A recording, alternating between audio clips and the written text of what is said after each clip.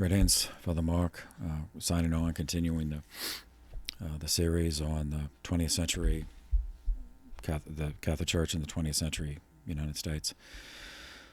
We covered the First New Deal in the last video, 1932, 33, actually till 1932 to 34. And within that, 1933, on May 1st, the Catholic Worker Movement begins, which introduces us to Dorothy Day. Born on November 8th, 1897 in Brooklyn, New York. She died November 29th, 1980 in New York City, New York. She was the third of 5 children. Her father's name was John. Her mother's name was Grace Satterley. She was born near the Brooklyn Bridge. John Day, her father, was a horse racing enthusiast, and he did pick up work as a sports writer centering on the horse racing world. In 1904, John moved the family to Oakland, California, near the Idora Park racetrack. Life proceeded until April 18th, 1906, when an earthquake occurred. Oakland was not drastically affected, but San Francisco was left in ruins. Within days, John left the state, moved the family to Chicago, Illinois. They lived in an apartment over a saloon, and for the first time, the family experienced economic difficulties. Religion was not a part of the Day household. John had been raised a Congregationalist, which is a Calvinist, and Grace was, her background at least, was Episcopalian, but neither one of them attended church in adulthood. Nevertheless, Dorothy Day, by her own account, always had an interest in holy things. An avid reader since early childhood, she came across a Bible in the house. It would have been a King James Bible, and spent hours reading it. And she later, she's an older, in retrospect, she said she did experience a sense of holiness in reading the Bible. In Chicago, she attended Methodist services with some neighbors. She also visited or played with a Catholic girl in the neighborhood who told her about Catholic religion. Dorothy later attended Episcopal church with her brothers and sisters after a pastor visited John, who was drunk at the time, and convinced him to allow his children to attend church. By the time Dorothy was a teenager, her father John had a regular job at least, as a sports editor for a Chicago newspaper. And the family was able to pay the bills. Never rich, but that they could buy food. They no longer had to worry. Are we going to have dinner tonight? They lived in near Lincoln Park. Dorothy's life by that point consisted of school, helping with the housework, and she read. Her personal, her hobby, so to speak, was reading. Even at this age, in those teenage years, she read Charles Dickens, who, those of you who read him know he was a novelist, but he wrote very socially aware novels. And also the adventure writer Robert Louis Stevenson. She also read books by the American Jack London, who described in some of his books slum life, class struggles. She read Upton Sinclair, who was a socialist, an American socialist, and he wrote The Jungle, famous book, The Jungle, 1906, about working conditions in Chicago stockyards. She read Carl Sandburg, who another socialist and another supporter of the working people. As she grew, her reading background naturally predisposed her to interest in the labor movement, and Chicago was a place where that was happening. And she admired the activities of labor leaders such as Eugene Debs, who was incarcerated multiple times for his labor activism. Dorothy's interest in religion continued as she grew into a young adulthood. She was confirmed in the Episcopal Church, and she enjoyed reading about those that the Episcopals recognize as saints, biblical saints, as well as religious devotional writings. She was very much impressed with and moved by formal prayers, the evensong, Episcopal evensong, which is chanting the Psalms in the Bible. Dorothy graduated from Waller High School in June of 1914. She entered the University of Illinois at Urbana the next fall. Continued to be a very introspective young person. Her personal interests continued to be reading, writing. She was not a party type in college. But college was the first time she was away from home, and she relished in having at least the de facto autonomy to either attend or not attend class as she saw fit. When she did attend, she always sat by the window during lectures. She was a middling student, B's and C's. She did fail biology, a subject that she had no interest in. In her second semester, she met and became friends with Raina Simmons. Together, they embarked on a new set of readings. They read and reread Russian writers, such as Fyodor Dostoevsky and Leo Tolstoy, from completely opposite ends of the social. Tolstoy was a Russian aristocrat. Dostoevsky, he had to write to eat. Raina Simmons, her friend, became a committed communist, in the full atheist sense, whereas Dorothy Day became a Catholic, but heavily influenced by socialism. In the spring of 1916, her father, John Day, accepted a job, a sports writing job at the New York Morning Telegraph, moved the family back to New York. Dorothy, at the same time, she left the University of Illinois, and she took a reporter's job in New York for the Socialist Journal Call, C-A-L-L. That was the title of the journal. At the Call, she reported on a variety of issues of interest to social activists: housing conditions, evictions, labor troubles, strikes, food shortages, food riots, child labor. She also covered several groups that were opposed to the U.S. entry into the First World War. Now, there were different reasons people would oppose that. The pacifist movement, those who opposed it because they opposed all war, would be like the Quakers, and that were numerically very small at that period. But there were also others who opposed it just because they were isolationist. Anyway, in 1917, she left the Call and went to work for another socialist journal titled The Masses. Her writing dealt characteristically with individual experiences. So an article she might be interested, not might be, would be interested in, say, unjust evictions. A landlord, he wants to tear down the building and build something else or sell it to someone, or someone buys at a low price and wants to do the same thing. Well, okay, raise the rents beyond what these people could pay, then use the law, the constables, to evict them. Then you do what you want. All right, so that's the issue, which she was interested in. But the way she would cover it was by interviewing people, telling their stories. And it proved, that she developed a good listening skill and a good facility for connecting what she heard from these people's life stories with moral truths, or immoral. That what was moral truths being violated. And in the same time, she moved from writing. She never stopped writing, but she became more active herself. Instead of just writing about protests, became involved in it. So she was a group of demonstrators who traveled to the White House, who were protesting the treatment of a number of the suffragettes, women who were engaging in activism, in some cases destruction of property, and had been arrested for it. And in this, Dorothy herself was arrested in one of these protests, and she got a 30-day jail sentence. And these ladies were not well treated in prison. 30 days can be a long time. After getting out of jail the first time, Dorothy, her life really changed. She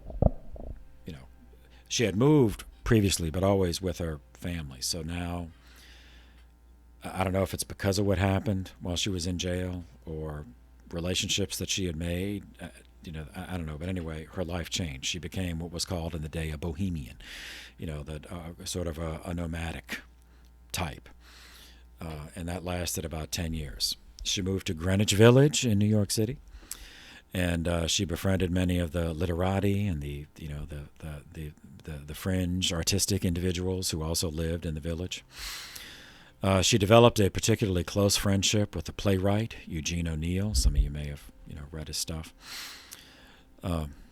Sometimes it ends up in anthologies in English literature courses. She also met and married a literary promoter named Barclay Tobey. And then she followed him to Europe. And within a year, though, she left him and came back to the United States, first to Chicago, then right here to New Orleans, Louisiana. In 1924, still writing, she never did give that up. She published a novel, but it was, a roman à clef. It was very sort of autobiographical, titled The 11th Virgin. And she was offered $5,000 for the movie rights. With the money, Dorothy bought a cottage on Staten Island, New York, and began reestablishing her friendships with the New York literary and artistic circles, one of whom was John Dos Passos, and another was Mike Gold. Her circle of friends included self-identified socialist, communist, and anarchist. Now, anarchist is a term that's used in this context. The anarchists were those self-identified anarchists, those who opposed government structure, not just the United States government, but all monarchy, parliament, that just oppose government structure, having this kind of utopian idea that people can just govern themselves, that in their natural state people will do the right thing. Yeah. At this point in her life, she entered into, the polite way it was described at the time was a common law marriage with a guy named Foster Batterham, who was a self-identified anarchist from a Southern family, but a well-to-do family. So he was one of these, rich kids who hate rich people, like a self-loathing rich person. In June of 1925, Dorothy learned that she was pregnant. She described her reaction as, quote, blissful joy. And she later recalled that after hearing the news, she began to pray, again, rather spontaneously. And she made visits to nearby Catholic churches. In March of 1926, Dorothy and Batterham's baby, named Tamar Teresa, was born. Dorothy had her baptized in the Catholic Church. And Dorothy began exploring joining the Catholic Church herself, and she eventually did. She was entered the Catholic Church on December 28th, 1927. Shortly after that, her relationship with Batterham, ended, and she traveled widely, supporting herself as a journalist. She was always a good writer. She even tried her hand at writing Hollywood scripts, but she encountered a distinct type of person in Hollywood. And she came to, all of her writing up to this point had been very purpose, driven, that it was always for a cause, or usually it was a cause, and she'd get to know more about the cause by getting to know people who were, afflicted because of it. And then so the writing became for the cause and for those people, and whereas just writing for Hollywood scripts, it just seemed to her as, vacuous. So she quit, and she went to live in Mexico City, in the country of Mexico. And she continued writing, but back to purposeful writing. She wrote about poverty and the despair caused by that, impoverished situation, is kind of hopeless in a depressed economy. She submitted some articles to Commonweal, American journal Commonweal, which was a respected Catholic journal in the United States, and some of the articles were published. And that established a professional relationship that continued. I mean, she wasn't on the staff, but they'd pay per what's the word? Pay per. I want to say pay per, not performance, but just for a job, pay for like a gig, pay for each article. Dorothy was still searching. She wanted a way to really help the poor, to really change things, for them, so that they would no longer be poor, no longer be desperate. She, even though she had become Catholic, and as she saw it from the inside, there were many things about the church that attracted her, but she came to believe that institutionally, the church in the United States was not meaningfully addressing the problems of the poorest people in society and why those problems existed. So the churches, they would have soup kitchens, or they'd have like clothes. They would do things to help. Individuals would come for help. But she saw that the church was like, why were people in that situation? And she was looking deep at, like, what is wrong, with this aggregation that we call the United States, that there is a significant strata in every city she had been in of people who do not know where their next meal is coming from. That there's something wrong, and that has to be fixed. And the church was not addressing whatever that was, in her view.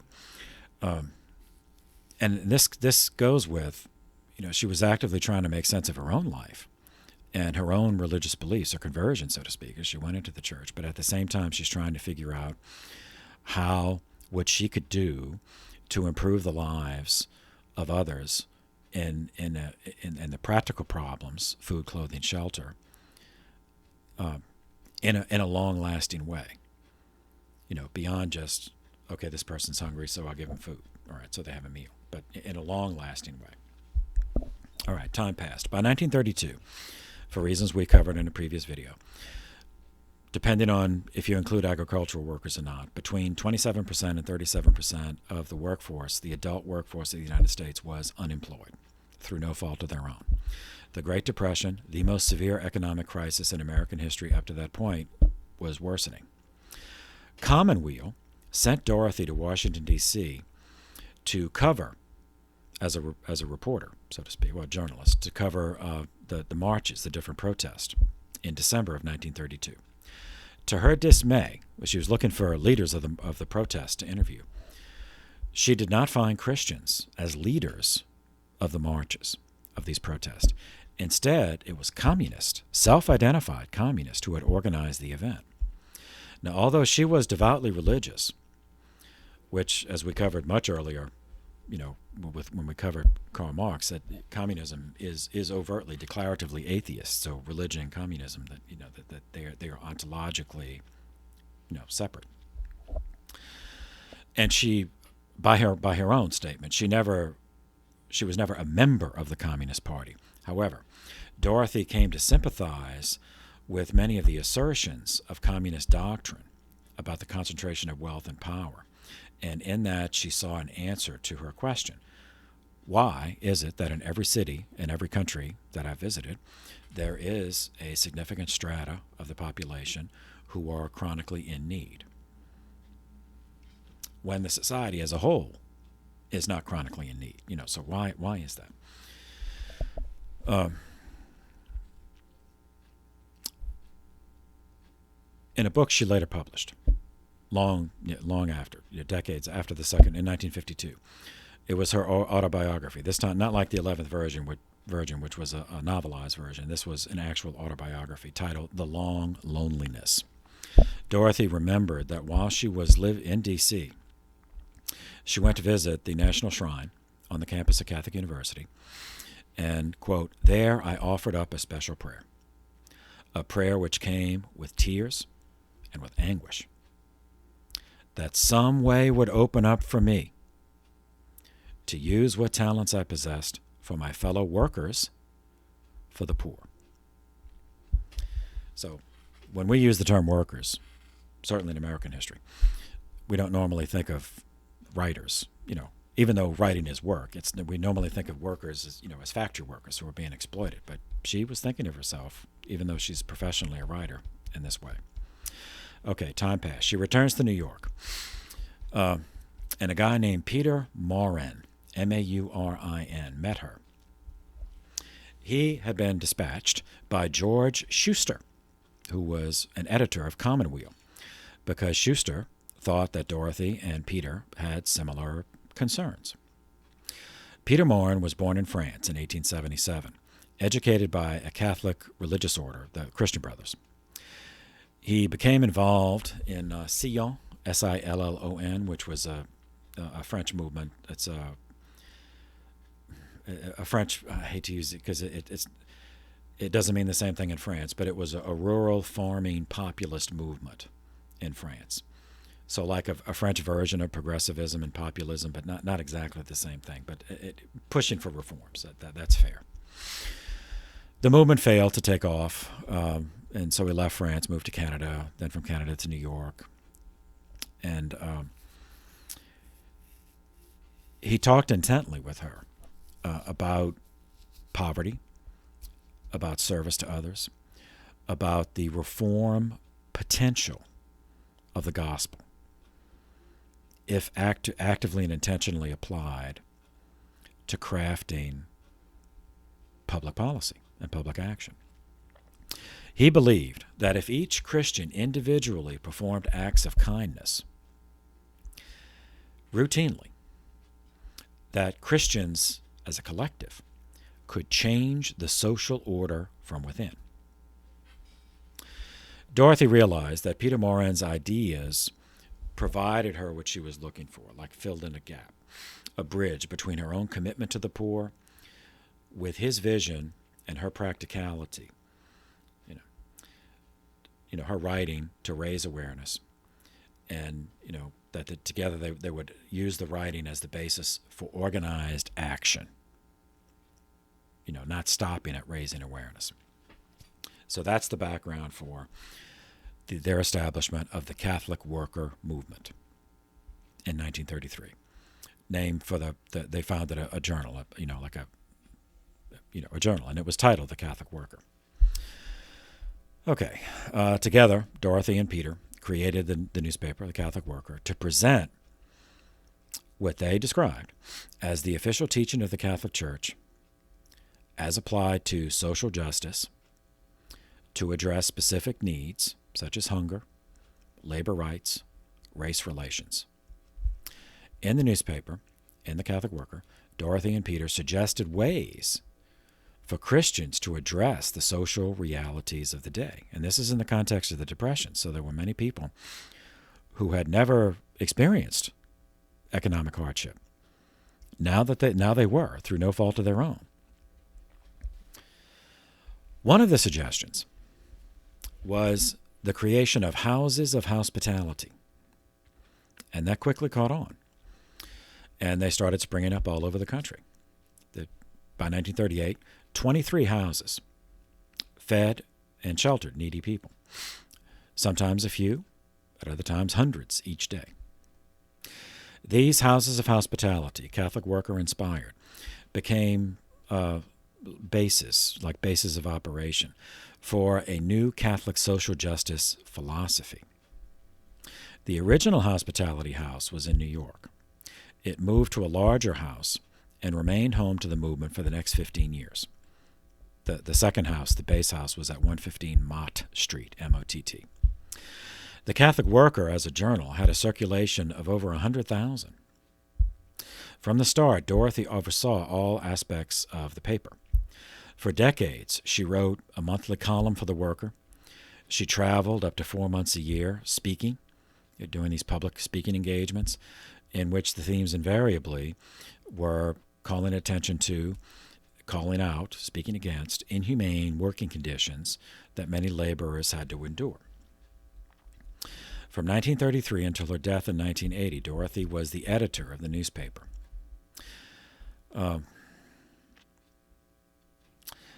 The houses of hospitality worked in urban areas, but there were also the Catholic Worker ideals spread to rural areas too.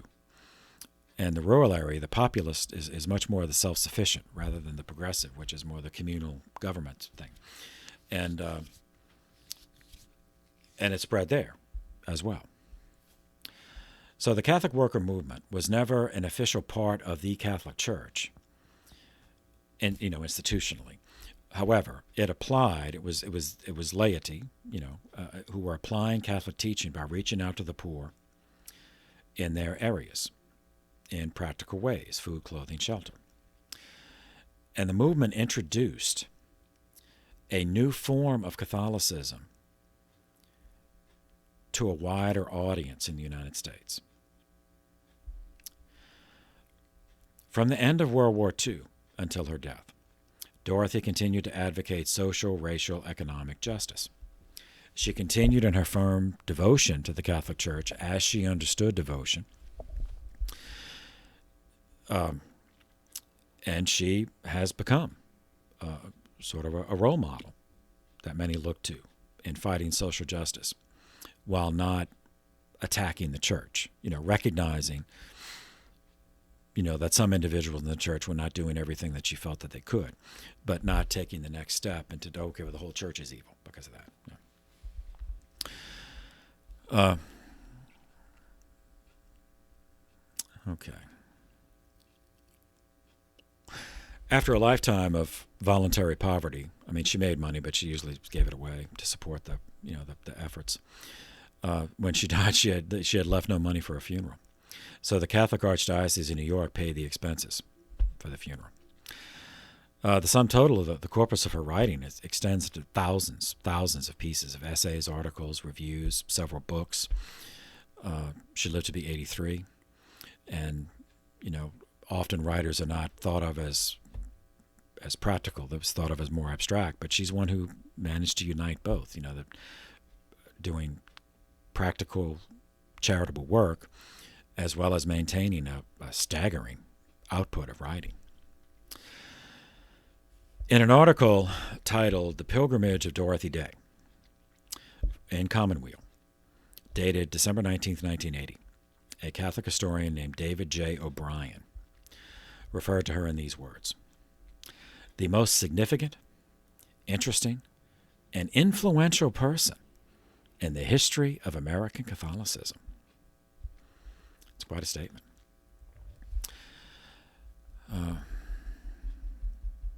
So the Catholic Worker itself. It was an 8-page newspaper published 7 times a year by the Catholic Worker community, first distributed at New York's Union Square on May 1st, 1933. It came to represent the movement spawned by its readership. As that movement spread, it united with some other movements, like the liturgical movement, the progressive movement, the women's rights movement, the child labor rights movement, labor rights movement in general, and during the Second World War, the pacifist movement. That those who opposed American entry into World War II. And she was actually arrested in some of those protests. On September 24th, 2015, Pope Francis became the first pope to address a joint meeting of the United States Congress. Dorothy Day was one of the 4 Americans that he mentioned in his speech. And the other Americans he mentioned were Abraham Lincoln, Martin Luther King Jr., and Thomas Merton. He said of Dorothy Day these words: "Her social activism, her passion for justice, and for the cause of the oppressed were inspired by the gospel, her faith, and the example of the saints." End quote. A proposal for Dorothy Day's canonization was put forth in 1983 at the request of Cardinal John O'Connor, who was the Archbishop of New York at the time. In March of 2000, Pope, later Saint himself, John Paul II, granted the Archdiocese in New York permission to open her cause, allowing her to be called a servant of God. And the Archdiocese submitted her case, for the cause, for the endorsement, which it received in 2012.